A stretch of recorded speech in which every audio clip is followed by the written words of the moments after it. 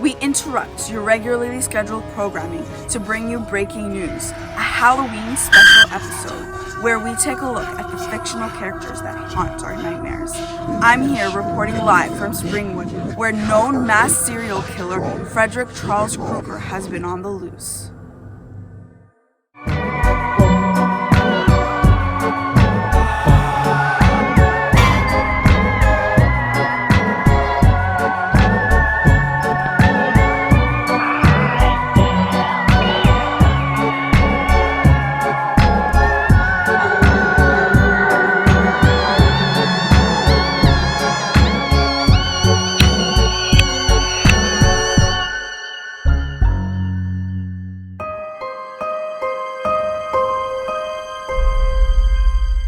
Hannibal Lecter was born in Vilnius, Lithuania in 1933 on January 20th. He is descendant of the warlord Hannibal the Grim from his father's side, and from his mother's side, he descends from the Visconti and Sforza families, rich and powerful people who ruled Milan for a couple of centuries. Lecter was well educated. His father taught him Lithuanian, German, and English. From a young age, he was always brilliant and a curious child who always wanted to learn more about the world around him and how things worked. At the age of 6, his baby sister Misha was born, and he loved and protected her from the moment he laid eyes on her. They had an inseparable bond. On June 23, 1941, their home was attacked and taken by Hitler's army, causing Lecter and his family to flee into a small cabin they owned in the woods. For the next few years, they survived in the wild, hunting and collecting food wherever they could. But after 3 years, his family was found by a Soviet tank that demanded food and water. But before they could react, they were bombed by the Nazi army, resulting in the death of everyone in the cabin, except Lecter and his baby sister Misha. The two were taken captive by the Nazi army, and later, when they ran out of food, the soldiers decided to kill and eat Misha's remains. These events traumatized and destroyed Lecter's life forever. Terrified that he would have to face the same fate as his beloved sister, he managed to escape from his captors. After, he is rescued by some Soviet troops who sent him to an orphanage, which turns out to be his family's castle, the same one he was forced to flee from. While at the orphanage, he is unable to speak for a while, but silently takes out his anger on the bullies of the orphanage by attacking and wounding several of them, and continues to be nice to all of the other kids. When he was 13 years old, he is adopted by his uncle Count Robert Lecter, who took him to live with him and his wife Lady Murasaki in France. Because of the traumatic events in his life, he continued to be mute, but his uncle always took care of him and encouraged him to express his feelings through the art of painting.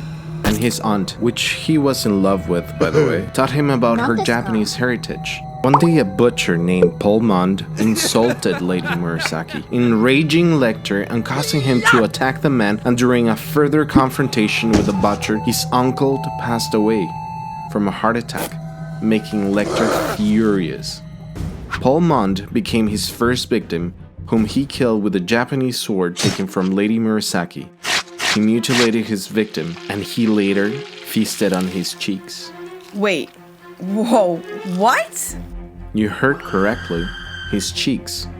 Okay, ew. He was later interrogated by Pascal Popel, an officer, who would become obsessed with him and proving his guilty, because he knew that deep inside Lecter was guilty, whether he admitted it or not. Lecter was always an excellent student and graduated early. He was later accepted into medical school, making him the youngest person in France to be admitted into med school. In 1951, Lecter decided to go back to his home country and put his sister's remains to rest in a proper burial. While burying his sister, he finds the dog tags of all the officers who killed and ate his sister, and he begins to hunt them down, vowing to make sure they suffer. He uses the same MO of killing them and eating their cheeks, and he doesn't stop until he finds, kills, and eats every single one of them. He finds out in the process that the soldiers also made him eat his sister without him knowing, in a broth they offered to him. In this vengeance spree, he loses the love and respect of his beloved aunt, Lady Murasaki, who can't unsee the rage and psychopathy of her nephew. He's never convicted for his crimes, although he is in police custody. Due to lack of evidence and public pressure, he's eventually freed. and after he was set free, he moved to Baltimore, Maryland for an internship, and after finishing it, he opened up a psychiatric practice in the same city in the 70s. He quickly became a renowned member of society due to his great intelligence, his career, and refined taste for the arts and food. He continued with his life as a serial killer, now in the United States, but always using the same MO of killing his victims and eating different parts of their bodies. The only known survivor of these crimes was Mason Berger, who was a child molester. He survived the savage and cruel attack of not only Lecter, but his own dogs, who ate most of his face. Although he survived, he was confined for the rest of his life to a life support machine. On March 30th of 1975, Hannibal is captured by an FBI agent, Will Graham, who had been visiting him in order to help him with a case of a cannibal serial killer in the city. William discovers some old medicine books that contained some of the details about the murders, and in that moment, he discovers that Lecter is the murderer he was tracking, but he's too late, and before he can do anything, Lecter attempts to kill him, but fails. Graham barely survives the attack, and Lecter is found clinically insane and guilty of all of the murders. He is then sentenced to 9 lifetimes in the mental hospital, and he is named Hannibal the Cannibal. But he cleverly escapes several years later while helping another FBI with the case of Buffalo Bill, another serial killer. In the process of helping the FBI, he falls in love with Clarice Starling, the FBI agent in charge of the case, who later goes to visit Lecter for help with the case, which he agrees to, but with one condition. He will help her with the case in exchange for more information about Clarice and her life. In order for his escape plan from prison to work, he kills several people, including a tourist, and steals his identity. He then undergoes several plastic surgeries to change his looks. He later flees to Florence, Italy, and finds a place to live and begins working again under the name of Dr. Fell. But after some years, his secret is uncovered, and again, after more murders, he flees to the US, where he is hunted by the FBI, and when he's about to get caught, he is rescued by Agent Starling, who is shot up with sedatives. Then he takes her to his hiding place and puts her under various psychological techniques in order to replace her memories with the ones from his deceased sister, Misha. However, this plan fails, but they ended up falling in love while they eat the brains of their final enemy, Paul Cradle, the FBI agent who was jealous of Starling and tried countless times to defame her. Lecter and his new love flee to Argentina, not to ever be seen or heard from again.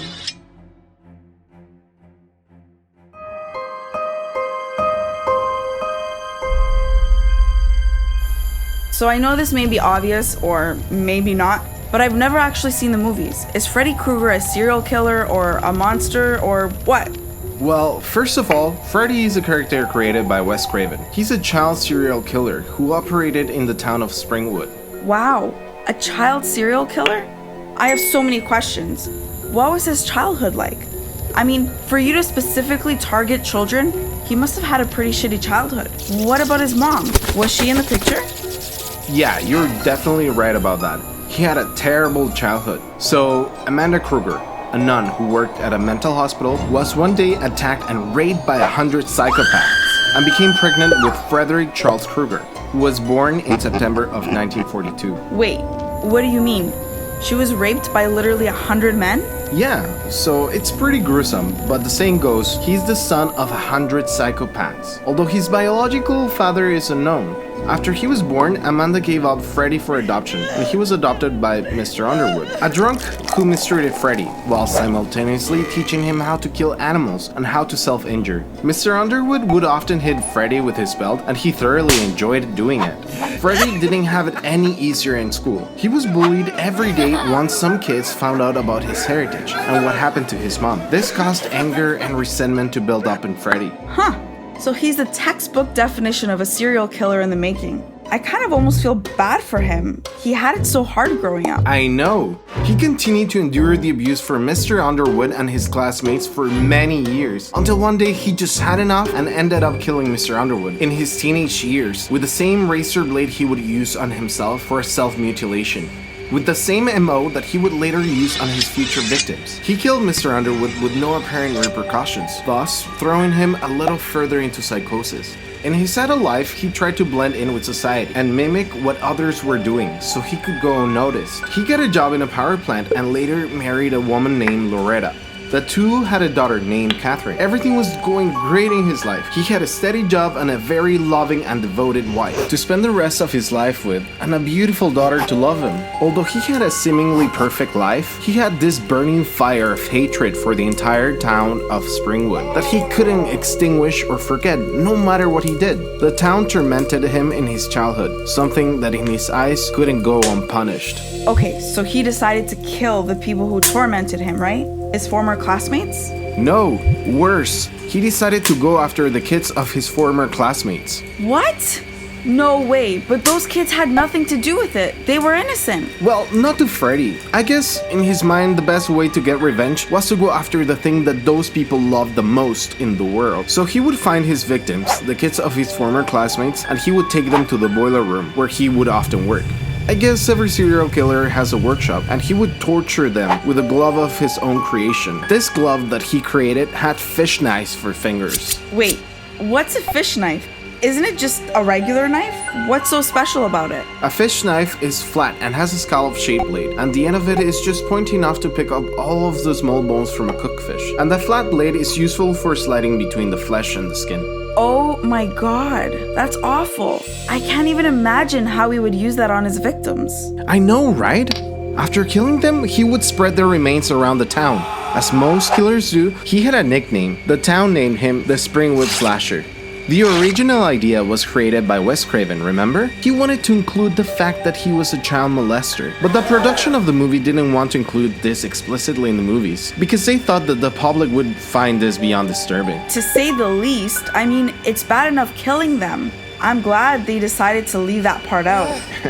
So he continued his spree torturing and killing 20 kids before being detained. He also viciously murdered his wife, Loretta, when she discovered that he was the town's serial killer, leaving their daughter Catherine to be put in foster care. But due to bad bureaucracy and a gross oversight by a drunk judge, Freddy was mistakenly released. Understandably, the town was outraged and decided to take matters into their own hands by burning Freddy Krueger alive. I mean, the town couldn't allow a child serial killer to live among them, so I guess justice was served, right? Not quite. In the moment of his death, dream demons, who were drawn to and impressed by his hatred, offered him a deal he couldn't refuse. They offered him the opportunity to continue seeking his revenge by allowing him to be and control the dream world, where he could inflict as much pain and damage just like in the real world. Wait, what? So like, he would be in people's dreams or nightmares, torturing and killing them in their dreams, and that would be parallel to the real world where they would die? Exactly. The Dreams Demon presented him with the powers of controlling the dream world, which he, of course, used to his advantage. And he would attack people with their worst fears and not only with his metal claws. So that's it. Everyone is screwed then. Well, while he can't be killed in the dream world, he can be killed in the real world. So he has the ability to go back and forth between worlds, and to get him there, you just do what? Formulate a plan? Pretty much. You can lure him there, and once he's in the real world, he can be killed like anyone else. This becomes one of his biggest weaknesses. Okay. Does he have any others? Do you have any tips, in case I encounter him in my nightmares? Well, some of his other weaknesses are that he can only torture and torment residents of Springwood, so you're safe. So don't even try to go to Springwood, Ohio. He is also deadly afraid of fire, since he was burned alive. And also, he's afraid of mirrors and his own reflection. Ironic, right? Well, this is because he's a nightmare, and his reflection reminds him of all the harm he has caused to people. Once he is dead, he can only come back to life if someone remembers him, or if someone begins to fear him again. His power over you lies in your fear of him.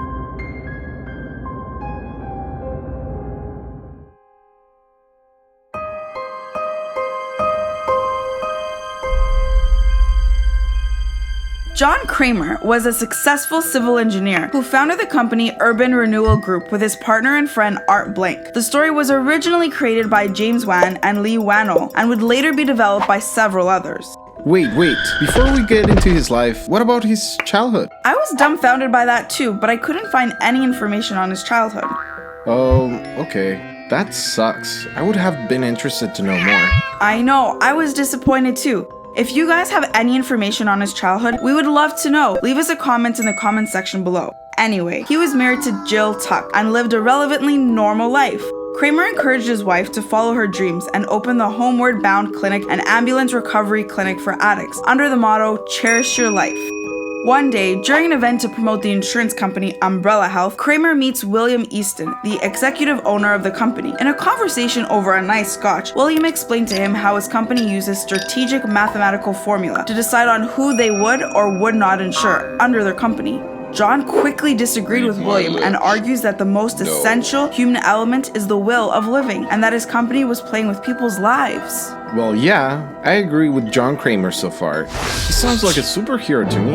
Yeah, I knew you would say that. And yes, I agree as well. Insurance companies shouldn't leave it up to chance like that, and they should insure everyone equally. Going back, regardless of this controversy, John becomes a client of the company. Some months pass, and Jill surprises her husband with the wonderful announcement that they are expecting a baby boy, and he was very excited by the news. And in demonstration of his excitement and methodicalness, John announces he had big plans for his son and wants him to be born during the Chinese New Year of the Pig.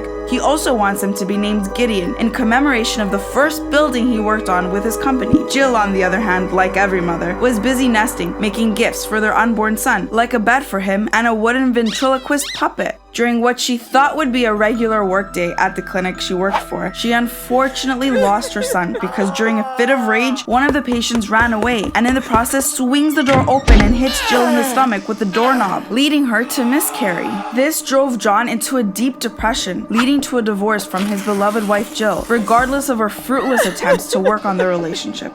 He also withdraws from his work and partnership at Urban Renewal Group with Art Blank, despite Blank's pleas to John to reconsider. This stress leads to a deterioration of John's physical health, and after some medical exams, he is diagnosed with colon cancer and a frontal lobe tumor.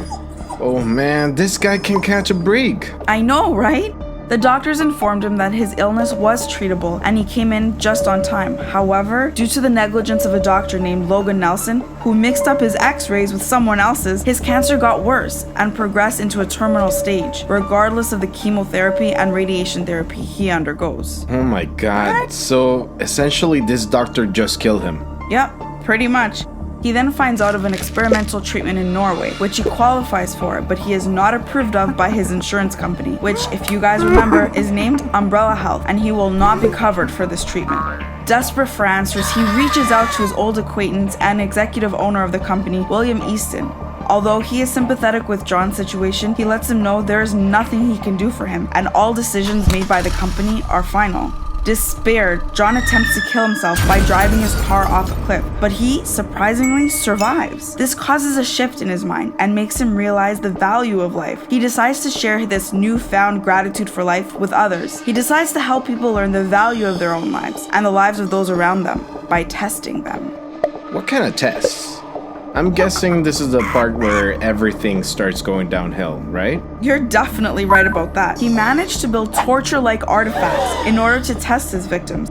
He would often use their weaknesses against them and test their will. For example, if he felt someone was greedy, he would tell them that they would receive a certain amount of money. But as soon as they would reach out to grab it, they would lose their hand, but they would still receive the money, if that makes any sense. So I guess it's a test of how much they value their life over their vices? Exactly.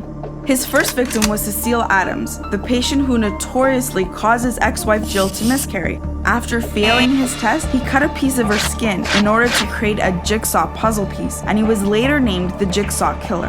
He then becomes obsessed with his plan and creates more, quote, games or tests for his victims, and uses a mechanical version of the puppet Jill created for their unborn son. He mainly used the puppet to deliver instructions to his players or victims. Along the way, he recruits several people who survive his games. They ended up helping him with his sadistic plan of enlightening others through his torturous games. That's really messed up. Yeah, I know. John later dies in the hands of one of his victims, Jeff. Well, that's ironic. He tests Jeff's thirst for revenge by giving him the choice of either A, killing him, or B, forgiving him. Jeff opts for the first option, killing John with a circular saw, but unfortunately, he also kills his wife in the process, as John strategically devised a plan where if he died, so would Jeff's wife. He left the world, but not without first leaving his loyal followers special instructions on how to continue his work.